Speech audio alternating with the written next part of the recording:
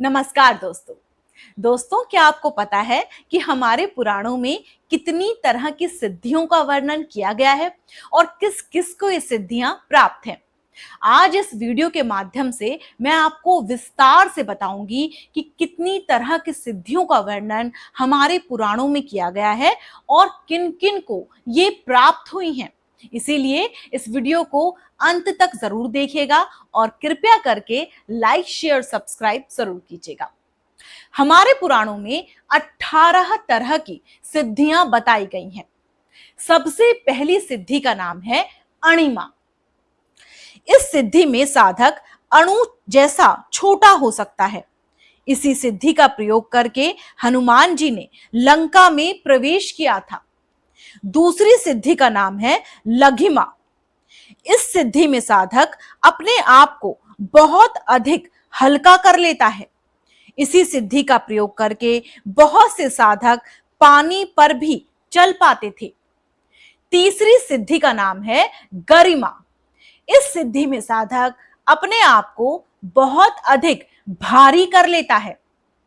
अंगद ने इसी सिद्धि का प्रयोग किया और अपना पैर रावण की सभा में जमा लिया था। द्वापर में हनुमान जी ने भी इसी सिद्धि का प्रयोग किया था, जब भीम उनकी पूंछ को हिला भी नहीं पाया था। चौथी सिद्धि का नाम है प्राप्ति, यानी मनचाही वस्तु को प्राप्त कर लेना। बहुत से ऋषि मुनियों को यह सिद्धि प्राप्त थी। पांचवी सिद्धि का नाम है प्राकम्य, यानी कि किसी भी संकल्प को पूरा करने की असीमित क्षमता। इसी सिद्धि से ऋषि मुनि हजारों हजारों साल तक तपस्या कर पाते थे। छठी सिद्धि का नाम है महिमा। इस सिद्धि में साधक अपने आप को विशाल, विराट एवं अनंत आकार में कर पाता है। इसी सिद्धि से भगवान कृष्ण ने अर्जुन को कुरुक्षेत्र में दर्शन दिए थे। सातवीं सिद्धि का नाम है इशित्व। इस सिद्धि में साधक अपनी इंद्रियों पर संपूर्ण नियंत्रण कर लेता है, यानी उसे भूख और प्यास बिल्कुल भी नहीं लगती। आठवीं सिद्धि का नाम है वशित्व। इस सिद्धि में साधक दूसरे को पूरी तरह से अपने वश में कर लेता है। आज के जमाने में भी कई तांत्रिक इस सिद्धि का प्रयोग करते हैं। नौवीं सिद्धि का नाम है सर्व कामाव साइता, यानी कि कुछ भी प्राप्त कर पाना। यह सिद्धि केवल श्री राम और श्री कृष्ण के पास।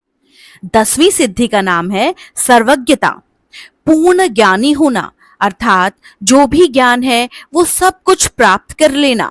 वेद व्यास जी, हनुमान जी व अन्य कई ऋषि मुनियों के पास यह सिद्धि प्राप्त थी। 11वीं सिद्धि का नाम है दूर श्रवण, बिना किसी उपकरण के मीलों दूर या संसार के किसी भी कोने में हो रही बातों को सुन लेना। महाभारत में संजय को यह सिद्धि वेद व्यास जी ने दी थी। 12वीं सिद्धि का नाम है परकाय प्रवेश, अपनी आत्मा को दूसरे के शरीर में प्रवेश करवा देना। आदि गुरु शंकराचार्य जी के पास यह सिद्धि प्राप्त थी। इसी सिद्धि के आधार पर एक राजा के शरीर में उन्होंने कई दिन तक राज किया था।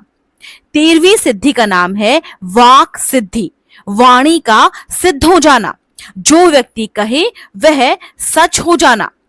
पुराणों में कई ऐसे ऋषि मुनि हैं जिनके पास यह सिद्धि प्राप्त थी।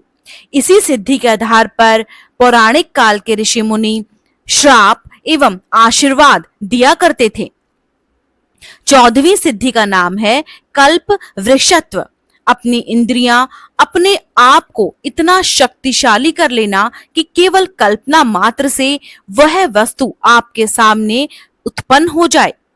ऋषि दुर्वासा ने कुंती को यही सिद्धि प्रदान की थी। इसी सिद्धि के आधार पर कुंती ने अपने पुत्रों को प्राप्त किया था। 15वीं सिद्धि का नाम है सृष्टि शक्ति। इस शक्ति के माध्यम से ब्रह्मांड या फिर कहें प्रकृति को प्रभावित किया जा सकता है।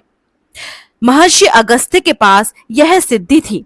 इसी सिद्धि के आधार पर उन्होंने समुद्र को पी लिया था। 16वीं सिद्धि का नाम है संहार शक्ति।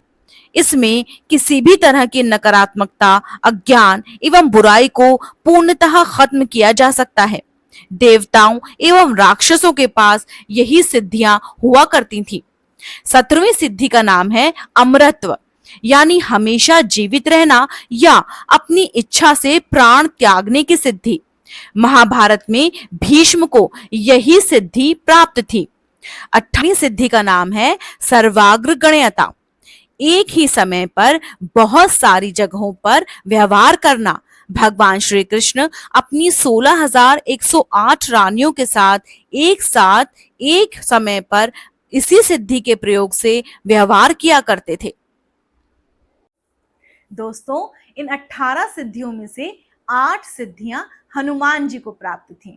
18 की 18 सिद्धियां किसी सनातनी अवतार को ही प्राप्त हो सकती थी।